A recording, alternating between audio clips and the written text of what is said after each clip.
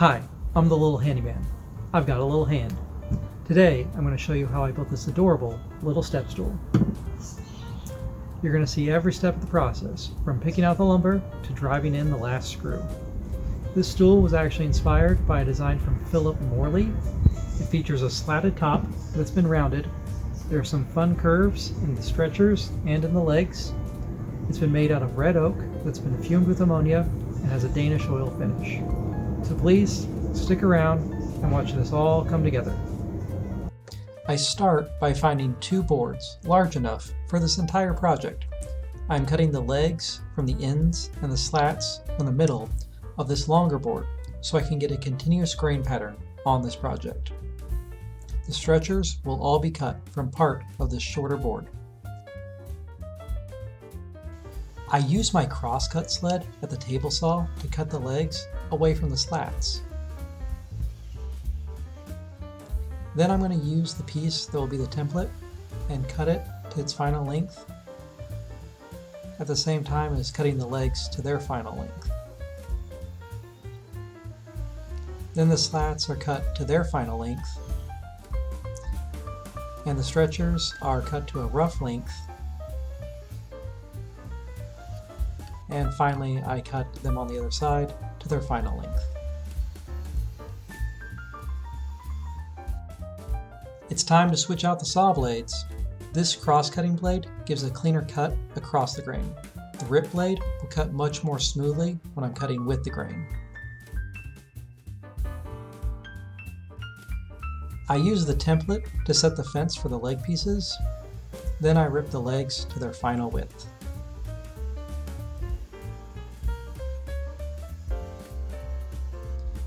Now for ripping the slats.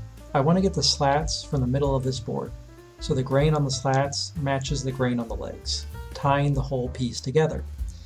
That means I have to be very careful about orienting the board on each rip cut. These push blocks make each rip cut a lot safer.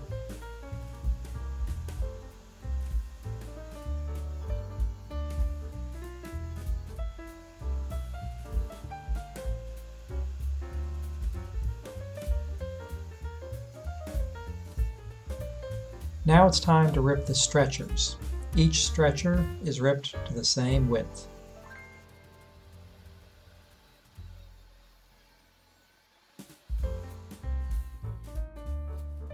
Next, I mark out the locations for the mortises. My combination square is going to help me establish consistent marks for the edge of each mortise. And it's important that my line is clearly marked so that I can see it when I do my next steps. To cut the mortises, I set up my plunge router with an edge guide. I locate the bit according to the marks that I just made.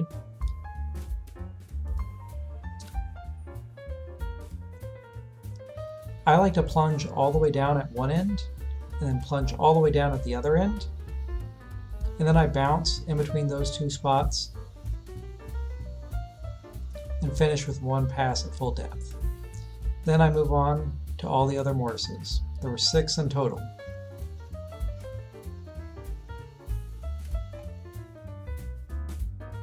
Next, I put my dado stack in the table saw.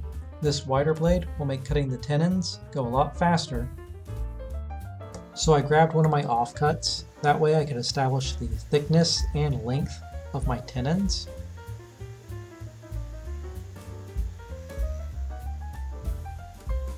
On the first test, it was a little bit too thick. So I finessed it down with my block plane just a little bit. And with a little elbow grease. Look at that, it fits perfect. Now it's time to cut the tenons on all of the stretchers. Thanks to our setup, this goes quick and easy. It's a repeated process.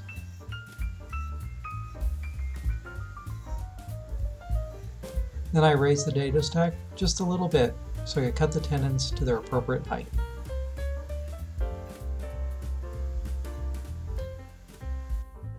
So the tenons come off the table saw square, but the router cut rounded mortises. These are easy enough to square up. I just need a chisel and follow the lines that I marked earlier. It's fairly easy considering that these mortises are only a ½ inch deep.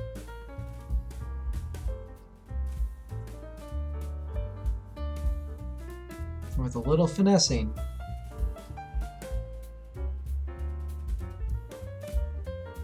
we can get a perfect fit. I fit everything together before I cut the pieces to their final shape.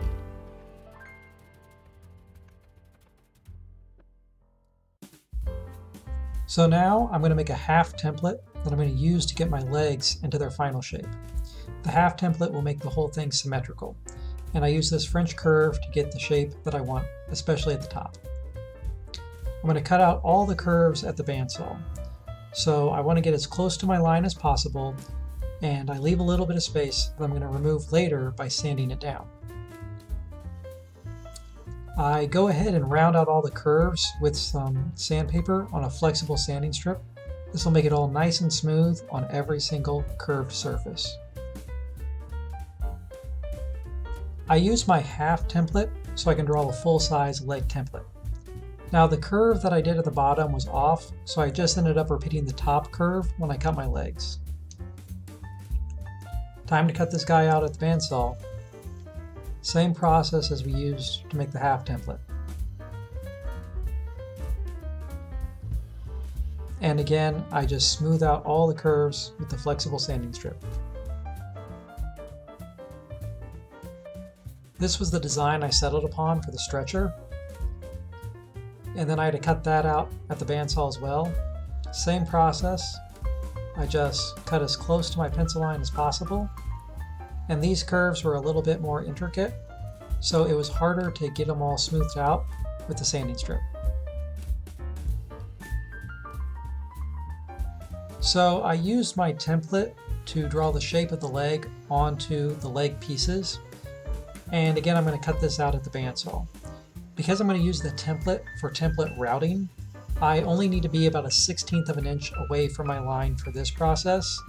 But if I'm a little further away, it's going to be a little too much for the router bit to handle later on.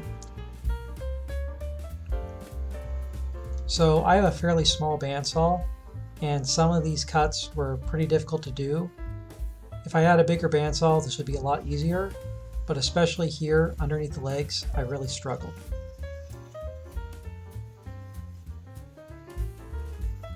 And by comparison, cutting out the stretchers was really easy. So I secure my templates to the workpieces using some carpet tape. This is strong stuff that will hold it firmly. Then I take it to my router table and use a flush trim bit to bring my workpieces to the exact same shape as the templates. I do the same thing with the templates on the stretchers, but I'm careful not to make any cuts that are sort of uphill into the grain. That can be really dangerous and really difficult. So I just grind those parts down to the pencil line using my oscillating spindle sander. This is a lot easier for these kind of cuts. And then I get the tight corners on the bottoms of the legs using my rasp. I just work it out by hand, and I can get a nice sharp corner like I want. Then I just smooth it all out with some coarse sandpaper. So it's time to sand the legs and the stretchers. I'm going to use my random orbit sander. First I use 80 grit and then 120 grit sandpaper. I like to mark the faces with pencil so that I can evenly sand every face and not miss any spots. Then I'm going to put a 1/8 inch roundover onto every edge. First I do the stretchers, and then I do the legs. I want to make sure I get every single exposed edge so there's no sharp corners when anyone picks up this step stool.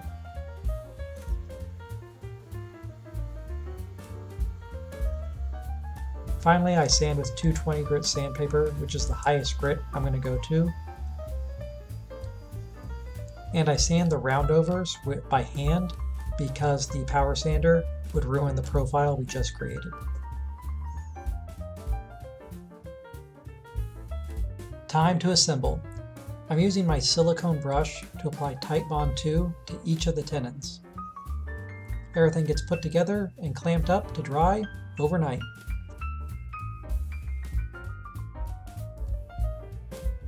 So the bottoms of the slats receive dados so they can attach to the stool.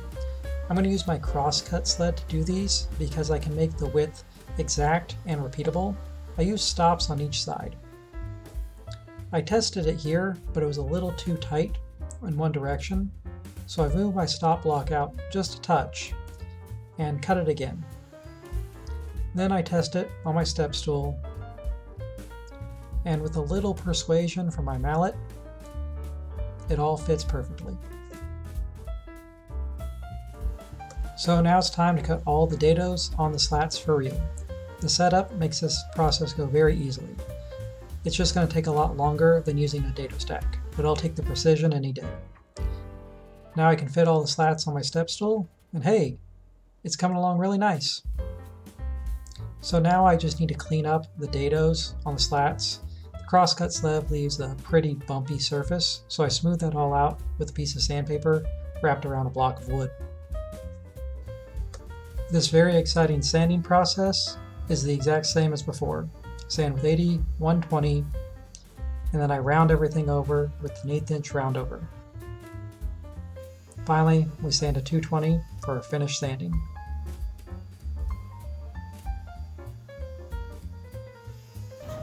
So our step stool project is coming along really nicely.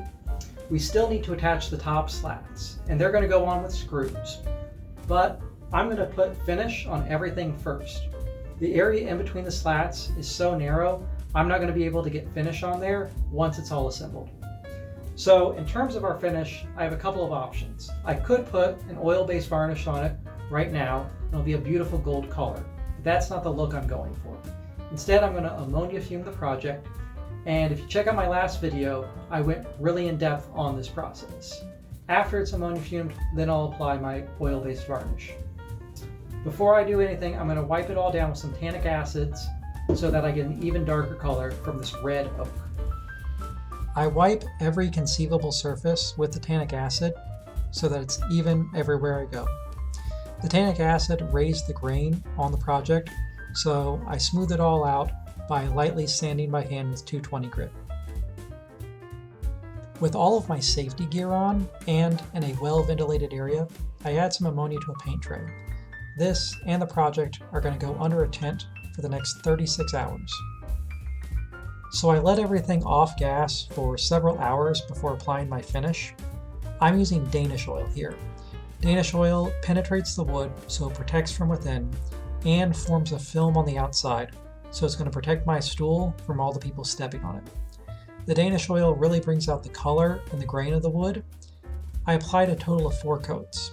It's fairly easy to apply. You just flood it on and then wipe it off.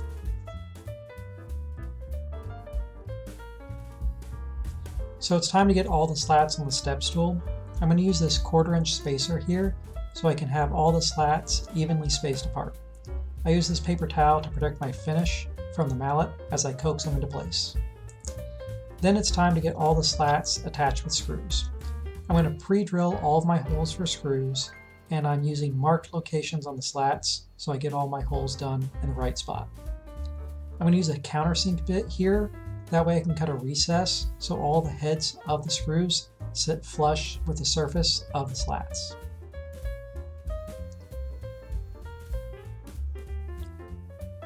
So I'm using decorative brass screws here, and they're really soft. I don't want to strip them out, so I'm going to lube them all up with some paste wax. And I have my drill driver with the clutch at a very low setting, and I drive them in really slowly so I don't strip them out. And now, as I drive in the last screw, this project is done. I really like the way the step stool turned out. There was some beautiful figure in this red oak, and the way the continuous grain went from one leg to the slats to the other leg really made this pop aesthetically. And here's just one last beauty shot of the step stool project.